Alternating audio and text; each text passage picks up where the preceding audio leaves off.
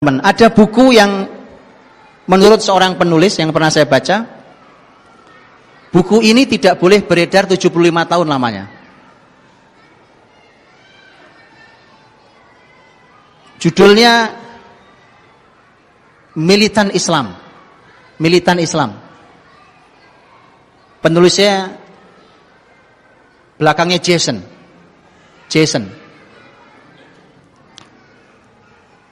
Ada bukunya ada. Kalau antum yang bisa bahasa Inggris baca bahasa Inggrisnya, yang bisa bahasa Arab ada terjemahannya. Setahu saya terjemahannya Al-Islam Ats-Tsauri. Terjemahannya. Tentang militan Islam ini, menurut seorang penulis yang pernah saya baca dari, kalau nggak salah penulis dari Emirat atau dari mana, nulis tentang bahwa buku ini 75 tahun tidak boleh dikeluarkan. Kenapa tidak boleh dikeluarkan? Nah, sekarang saya keluarkan. Saya keluarkan apa yang dibaca oleh para ilmuwan. Karena begitu antum baca, teman-teman, antum akan kembali ke Islam. Antum akan kembali mencintai Quran. Bahkan akan mencintai bahasanya Quran. Dan antum akan berusaha untuk bisa itu. Apa isinya, Pak? Di masa Turki Utsmani, sebelum Eropa keluar menjajah, Inggris dan Prancis melakukan penelitian. Penelitiannya diambil dari mulai Samudra Atlantik sampai Samudra Hindia. Mungkin gak nyampe Indonesia, Pak Min. Untuk mereka tahu sebenarnya apa kunci kekuatan muslimin itu. Kenapa orangnya hebat-hebat, cerdas-cerdas, kuat-kuat, kokoh-kokoh. Itu dia pengen tahu. Diteliti oleh Inggris dan Prancis, Pak. Hasilnya luar biasa, Pak. Lihat hasilnya. Ini salah satunya, sebagiannya. Ternyata karena pola pendidikan dari kecil. Karena ternyata dalam sistem kekhilafan Turki Utsmani, Islam itu, muslimin memiliki sebuah sistem pendidikan yang dasar, pendidikan dasar namanya kutab. Kutab itu anak-anak diajari yang paling dasar tentang Quran. Diajarkanlah Quran, terus bertahap dari mulai mereka membaca sampai hafal, sampai mulai paham isinya. Setelah itu mereka belajar bahasa Arab, bahkan mereka mulai menghafal kaidah-kaidah dalam bahasa Arab, dalam grammar Arab. Di antara yang mereka hafal adalah Alfiyah Ibnu Malik. Alfiyah Ibnu Malik, 1000 bait, Alfiyah, 1000 bait, itu adalah grammar bahasa Arab. Jadi syair 1000 bait dihafal, itu dihafal oleh mereka. Jadi mereka menghafal grammar 1000 bait. Lu bisa bayangkan itu. Dan nampaknya itulah kunci kekuatan muslimin. Karena di sana terkandung banyak sekali keistimewaan. Di antaranya adalah apa yang disampaikan juga oleh seorang ahli bahasa. Ini juga dosen di Eropa, walaupun aslinya orang Mesir. Dan mungkin kalau tidak salah pernah beredar di terjemahan bahasa Indonesia di broadcast saya pernah baca, seingat saya. Kalau antum pernah baca, kalau tidak nanti antum boleh, ada videonya, wawancara beliau ada di televisi di Mesir. Seingat saya di Mesir. Seorang dokter, dia dosen bahasa di Eropa. Dia mengatakan bahwa hari ini anak-anak di barat itu umur mereka masih sekitar 3 tahunan, mereka sudah menguasai sekitar 16.000 kata. Sementara anak-anak Arab, karena mereka berbahasa pasaran, bahasa Ammiyah, dan bahasa Ammiyah itu sangat terbatas kata-katanya, itu Anak umur 3 sampai 6 tahun itu hanya menguasai 3.000 kata. Ini hubungan antara bahasa dan kebesaran dan kecerdasan juga. Kemudian dia mengatakan, dia katakan bahwa di Muslimin dengan penelitian buku tadi itu, dia menyebutkan dalam buku itu, Muslimin itu ternyata punya kekuatan di Quran dan di Arab, bahasa Arab. Quran itu disebutkan memiliki lebih dari 77.000 kata. Jadi kalau 16.000 lewat, Pak. 77.000 hampir, 77.500 hampir kata. Belum bahasa Arabnya. Belum dia kuasai grammar Arab tadi. Sehingga itulah yang disimpulkan oleh penelitian tadi, bahwa ternyata ini kekuatan muslimin itu. Atau bagaimana caranya supaya mereka bisa menjajah? Maka perlahan tapi pasti dua hal ini harus dihilangkan. Apa itu? Quran dan bahasa Arab. Maka Prancis dan Inggris punya madhab yang berbeda. Kalau yang Inggris membuat jenjang. Sekolah-sekolah yang kutab itu, yang belajar bahasa Arab, belajar Quran, macam-macam itu diimagekan di masyarakat, tetap ada, tapi diimagekan di masyarakat saat itu, ini untuk kelas orang-orang miskin. Pernah apa tidak? Indonesia mengalami bahwa yang sekolah agama itu anak-anak yang bodoh-bodoh. Pernah? Itu, Pak. Pesantren itu tempatnya orang buangan. Pernah? Pernah. Indonesia pernah punya itu. Wah, nyantri, wah pasti kamu gak diterima sekolah negeri ya. Kamu nyantri berarti gak terima sekolah favorit ya. Alhamdulillah hari ini sudah berubah. Maka ini kebangkitan, Pak. Ini kebangkitan nih. Ini harus dilanjutkan ini. Tapi hati-hati, iblis ada di perempatan jalan di depan. Oke? Kemudian dibuatlah kelas tengahnya, ini versi Inggris. Dibuatlah kelas tengahnya. Kelas tengahnya itu dibuatlah sekolah-sekolah negara. Sekolah-sekolah negara dibuat, dan itu untuk ekonomi menengah. Ya kan? Makanya kalau sampai hari ini, mohon maaf, ini belum hilang sampai sekarang. Sekolah menentukan tingkat perekonomian. Betul ya? Di mana kamu sekolah? Di sini. Oh, pas kamu orang kaya ya. Gitu ya?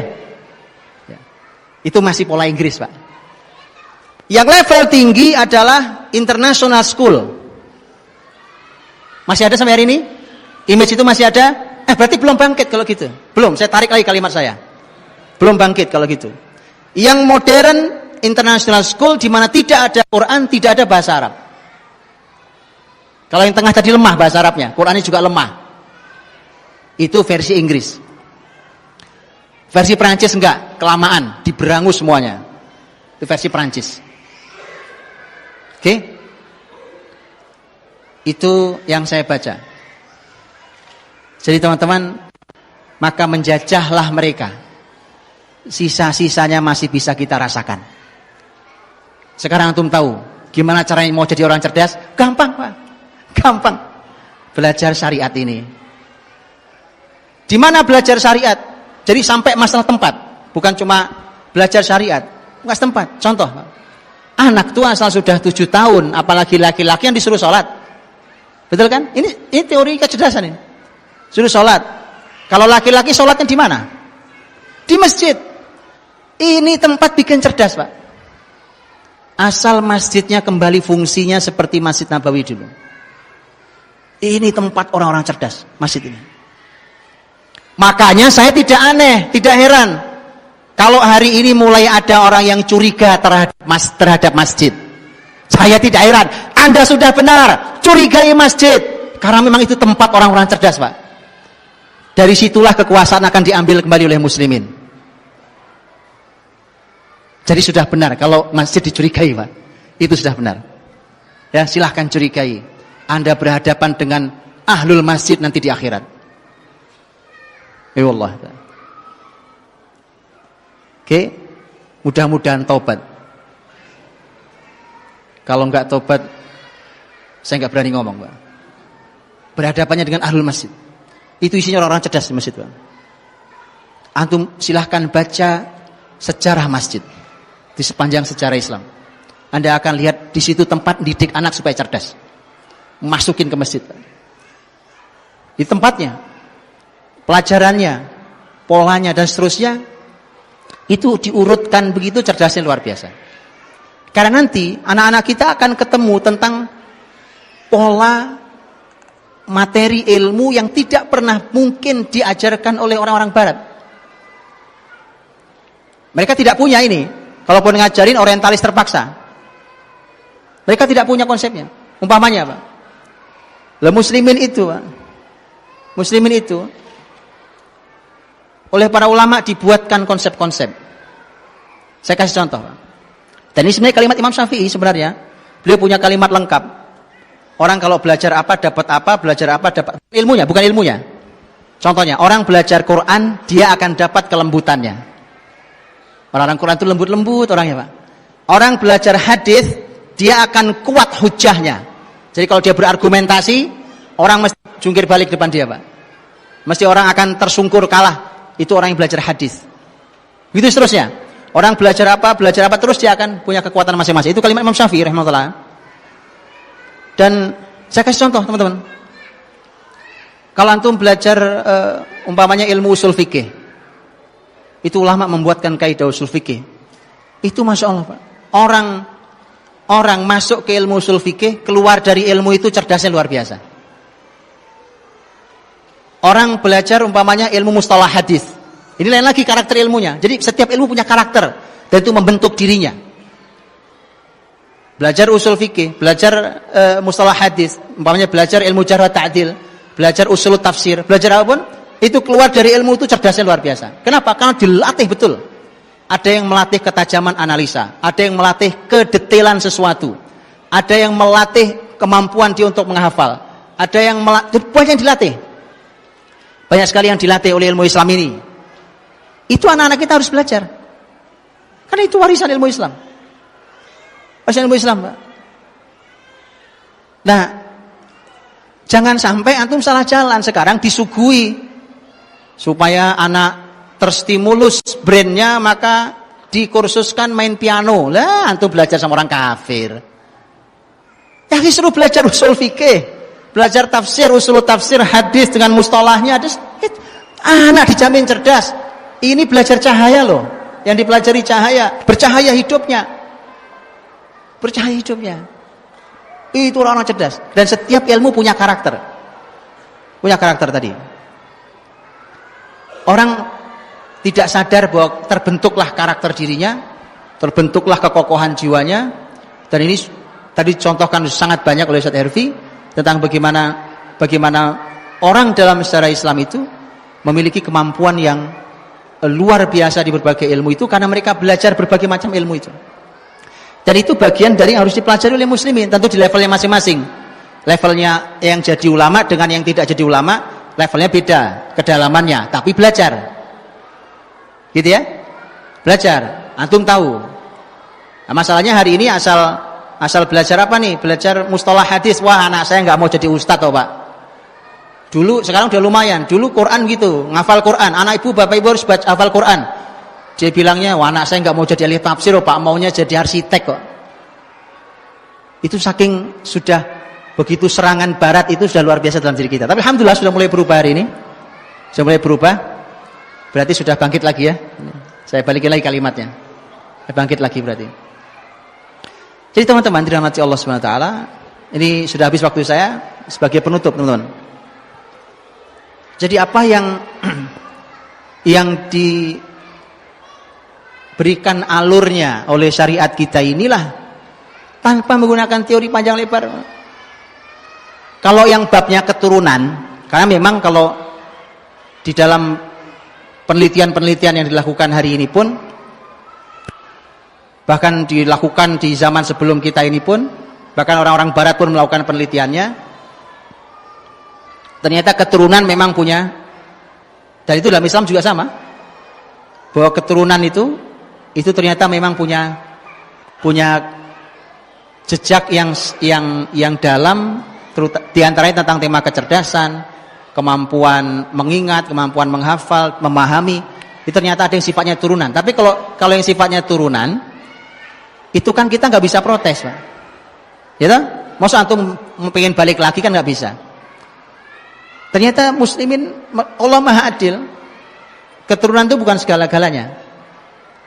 Karenanya kemudian muslimin itu diberikan pola tentang pembelajaran syariatnya. Sudahlah, makanya meyakini itu, ya. Jadi kalau tadi saya sampaikan, kenapa kemudian hilang kutab itu karena memang rekayasa Inggris Prancis. Karena mereka tahu ternyata itu sumber kekuatan muslimin. Jadi ini nggak mudah ini, Pak. Makanya di Indonesia setengah mati saya mengenalkan kutab itu, Pak. Alhamdulillah belum lama sudah Allah izinkan karena Allah ridho, mudah-mudahan Allah izinkan untuk dikenal orang. Dulu bukan cuma orang awam, Pak. Mohon maaf, kadang-kadang ustadz ahli ilmu bilang, ini apa sih ini? Saking tidak kenalnya kita karena memang begitu luar biasanya penjajah itu menutup itu sampai kita tidak mengenalinya. Tidak ada yang sempurna di awal, tapi setidaknya merupakan langkah awal. Baik teman-teman, dirahmati Allah Subhanahu wa taala. Saya bacakan kalimat sahabat mulia sebagai penutup supaya antum punya kenangan dengan kalimat sahabat, bukan kalimat saya. Kalimat sahabat mulia yang dicantumkan oleh Imam Ibnu Jauzi dalam kitabnya tadi, kitab Al-Adhkiya tadi, kitab orang-orang cerdas. Ketika sahabat mulia Abu Darda radhiyallahu anhu menyampaikan tentang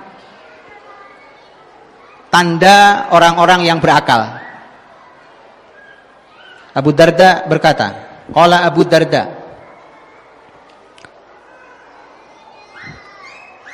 jadi Abu Darda berkata,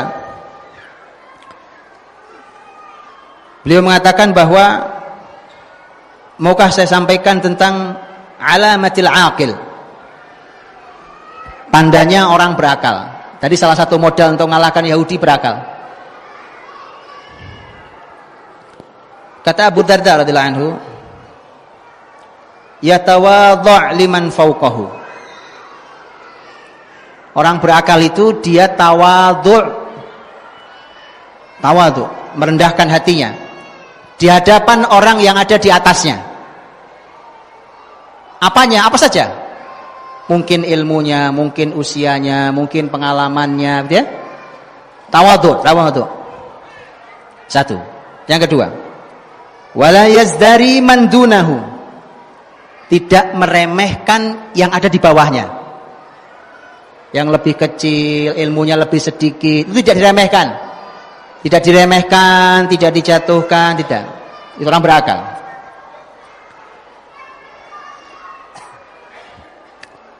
Yang berikutnya, yumsikul fadla min mantiqihi, min mantiqihi. Dia selalu memegang keutamaan dalam pembicaraannya. Jadi sebicara itu, ngobrol bahkan yang santai, ngobrol santai sekalipun, itu mesti ada keutamaan yang dia bicarakan. Bahkan mungkin bercanda. Makanya seperti Imam Ibnu Jauzi, nulis buku yang lucu saja seperti tadi tentang akhbar hamqa wal mughaffalin, lucu. Nanti kalau baca lucu, ketawa sendiri. Tapi itu ada keutamaannya. Yang berikutnya, yukhaliqun nasa bi akhlaqihim. Dia berinteraksi dengan manusia dengan menggunakan akhlak baiknya. Bergaulnya dengan masyarakat menggunakan akhlak yang baik. Kalau bicara, sekarang kita punya masyarakat dunia maya. Ya. Kalau bicara, tapi dengan akhlak. Kalau diam, tapi dengan akhlak. Ya. Kalau komentar, tapi dengan akhlak. Itu akhlak.